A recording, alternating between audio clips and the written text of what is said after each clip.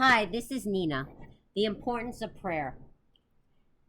One day I got a call from a friend and said, "Hey, do you mind if you speak to this girl?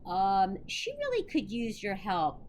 Her sister in law is having a lot of issues with her son, and I thought maybe you could talk to her." Okay. So the girl calls me, and we start talking about how, just about what's going on in her home. I'm sharing, I've been through that. We're going back and forth a bit. And then we get to this place where she starts really telling me some really bad things that are going on and how it's so disruptive to everyone in the family. At that point, she really needed to get her kid out of the house. That's it. They were all not even in. They were in danger already, so they needed to get out. They needed to get the kid out, but she almost like her and her husband couldn't. They couldn't do it. They just couldn't do it. So when they realized they had to, um, and she happened to have called me at that time, I said to her, I pointed out, hey, um, you really should focus on prayer now. Like when he leaves the house, there's nothing else, nowhere else to go for hope. But you live in a religious community, you're an observant woman, you know, take your sitter out and take your prayer book out and pray. And the woman said to me, I cover my hair.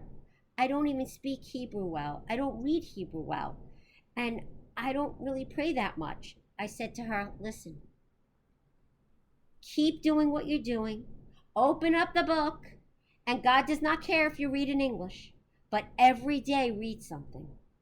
It will soothe you. It will make you feel like you're not alone. It will allow you to continue on having faith that someone else is going to be there to help you and get through this, because that's what you need right now. Because it's not about you anymore. It's about praying that your kid gets well, that he becomes a part of the family again. That, I don't know what, but when you have nowhere else that you feel like you could turn, going to pray is a really soothing thing.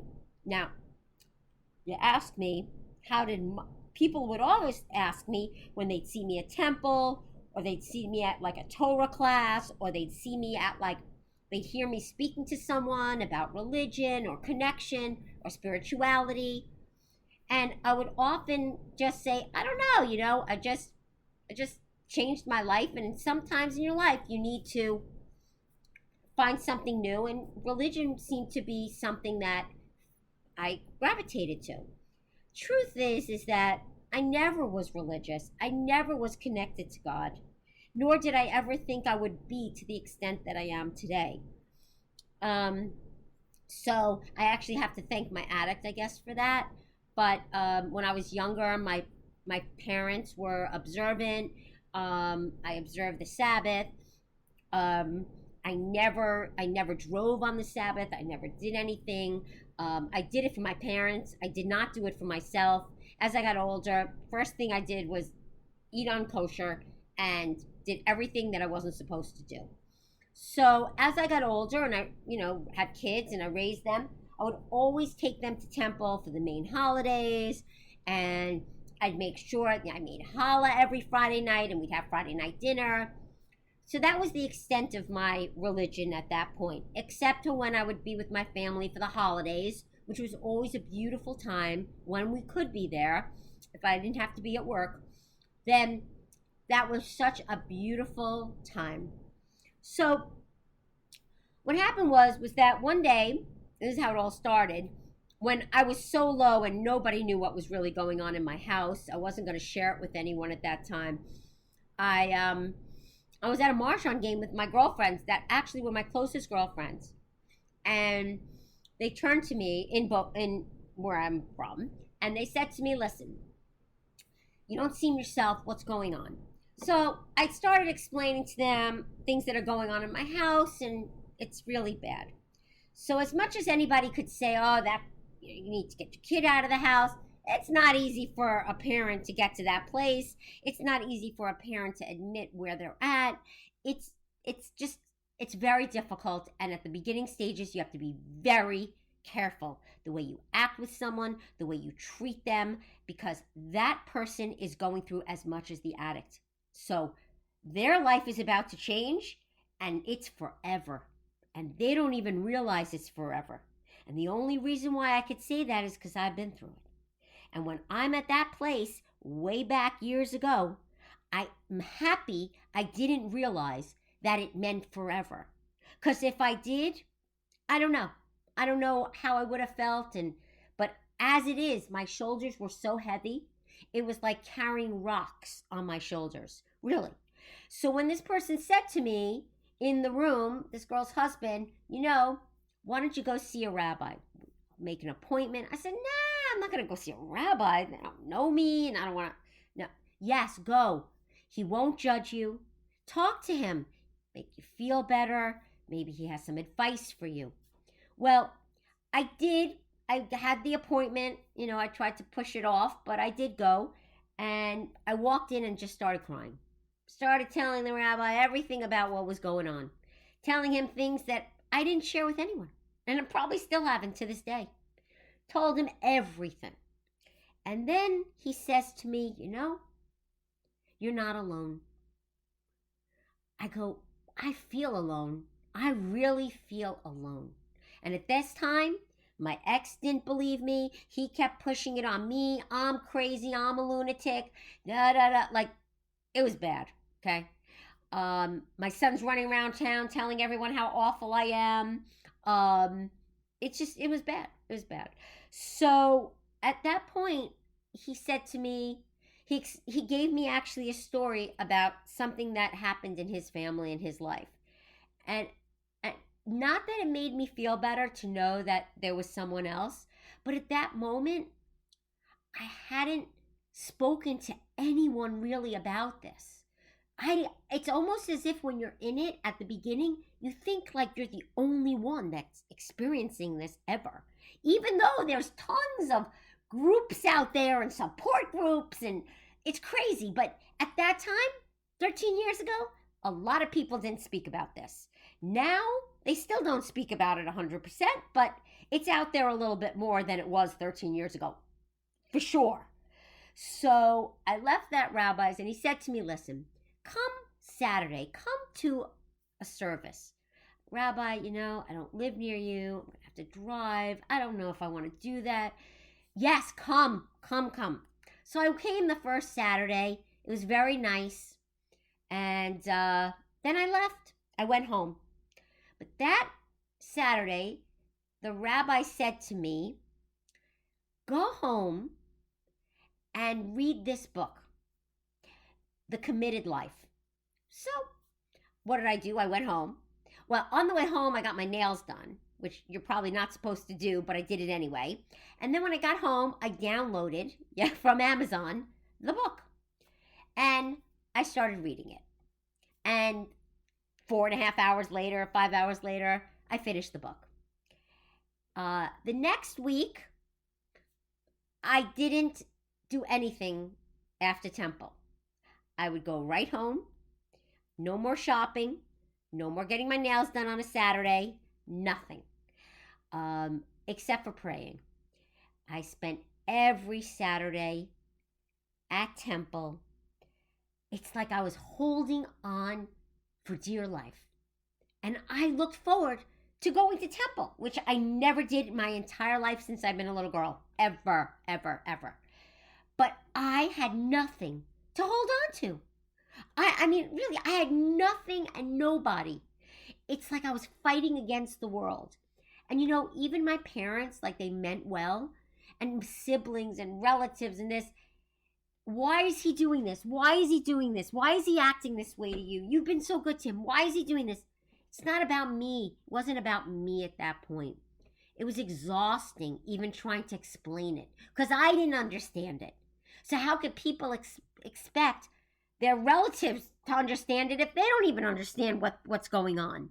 So as time went by, I would go to temple and then I started opening up the book and I really started reading. And then I realized one day I don't have to just go to temple on Saturday to pray. I need to pray every day if I'm going to get through this. So I went to the Rebbitzin, the rabbi's wife, and I actually went to her home one day, and she sat down with me and showed me the important sections that you should say on a daily basis. And she also told me about one section in the Bible where there's a section that we say on Saturday about praying for our kids, that they should follow in a good Jewish footsteps. They should follow their religion. They should be good to their family and live good lives and be honest. And it's a great prayer. I say it every Saturday. And I think of her, and I think of how she represents, a family, and how she, like, again, nothing's perfect. I know that. But it just felt good to pray. And so I started praying 3 times a day. I would stop in the middle of the day and pray. That was it. Nothing was getting in my way. Nothing. It doesn't matter. If I had a meeting for work, that's it. I don't care. Going to pray. So one of the things that I didn't get to do very much for many years, because I worked so hard and so many long hours, was to really feel like I was celebrating holidays. I don't really share this with many people, but listen, I always felt angered that I'd see all these people in Florida coming from up north, hanging out at the beach for a week at a time, enjoying themselves. And I had 3 days. Whenever the main days were, that's where I was for the holiday. And when it was over for me. I went right back up, and I just went right back to work. So I never felt like I had a chance, because it was just so many things were against me, working just against me.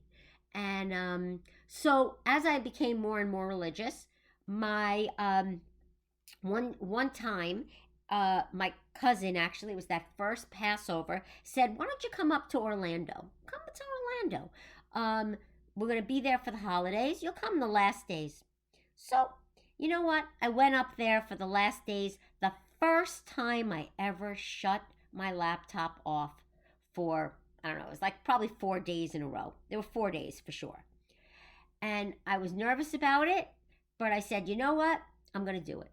I'm going to do it. It's the first time in my life. I'm not going to be on my laptop. I'm done for the holidays. So I drove up. I left my laptop at my house, and I had a beautiful holiday with my relatives.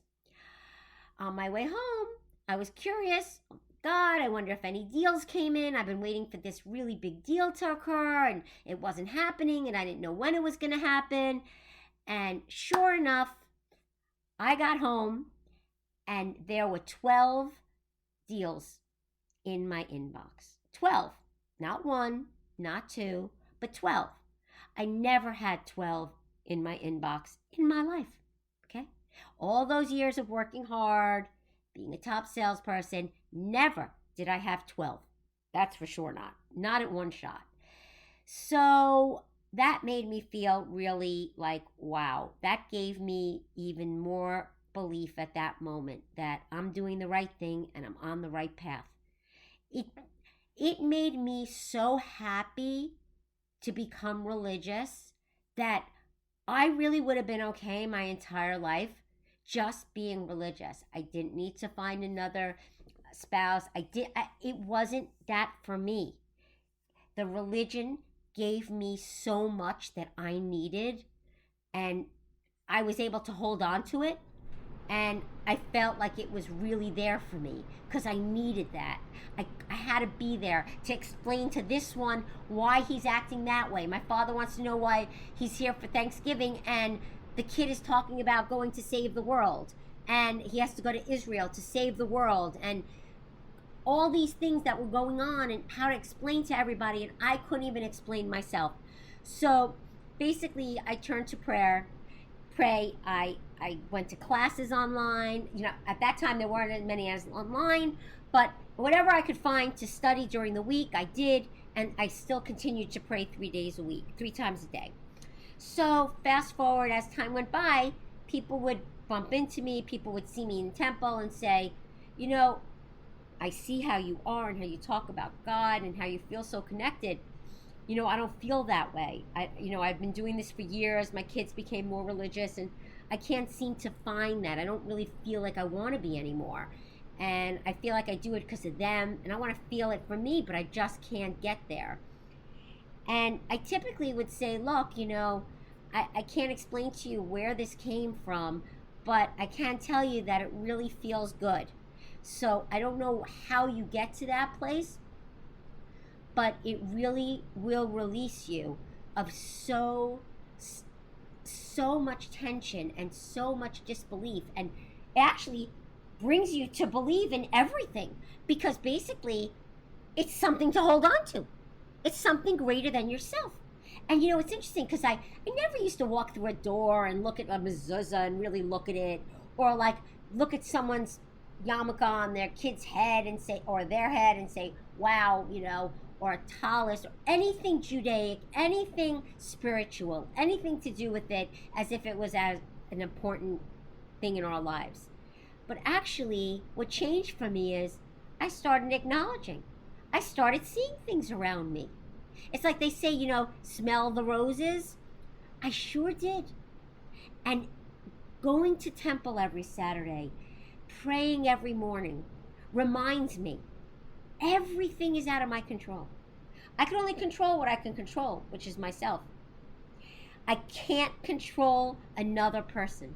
I can't make somebody into something they're not. I can't make someone happy. I can't. I can only make myself happy. I became religious because I was 10 feet under. I was more than 10 feet under. I was 20 feet under the ground. Oh, yeah, for sure, 100%.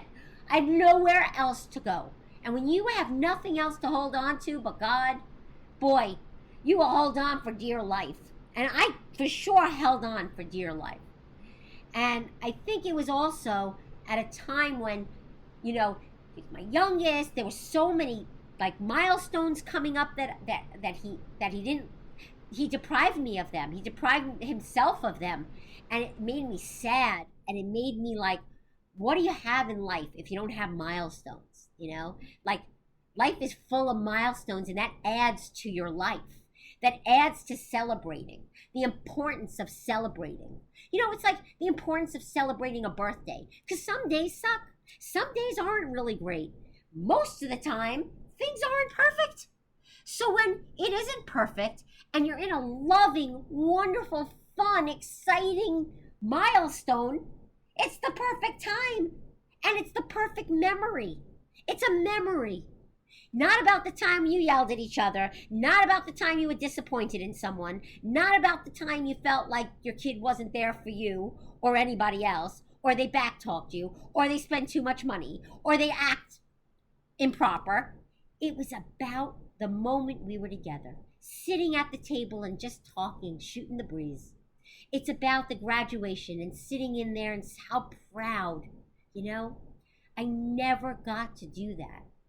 And it was such a hard thing for me because I felt like maybe it was wrong, but I felt like it was my milestone too at that point.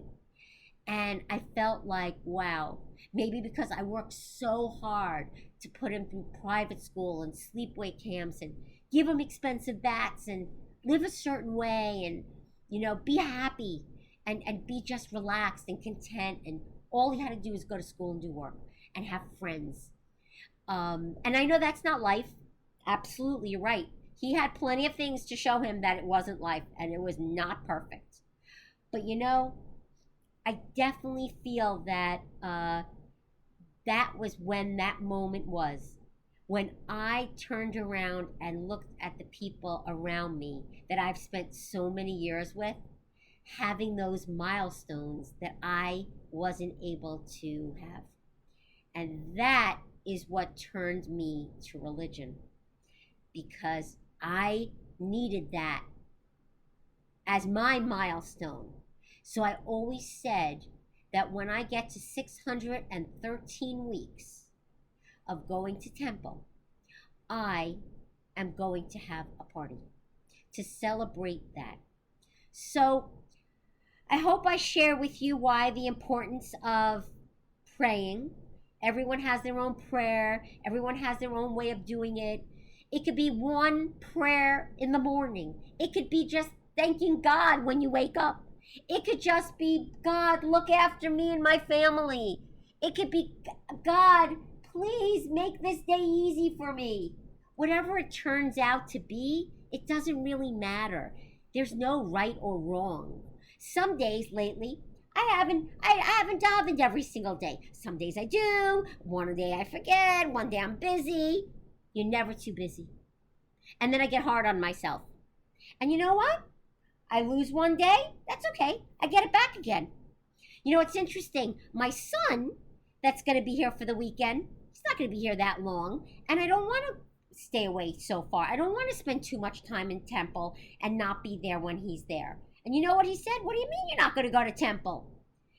Go. You don't want to miss temple. I know he's right. But, when you have one less kid, it's hard not to want to be with this one kid to at least have that in your life, to have that joy, because that's just important in so many ways. And I know God wants that, and I believe we want that, and our happiness is just as important. So praying at home if you have to, instead of spending time in temple praying, is just as good. It doesn't matter where it's going to be.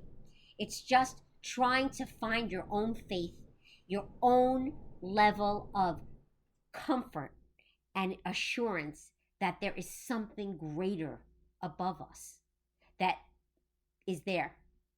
Okay, I hope this helps. Have a good day. Thanks.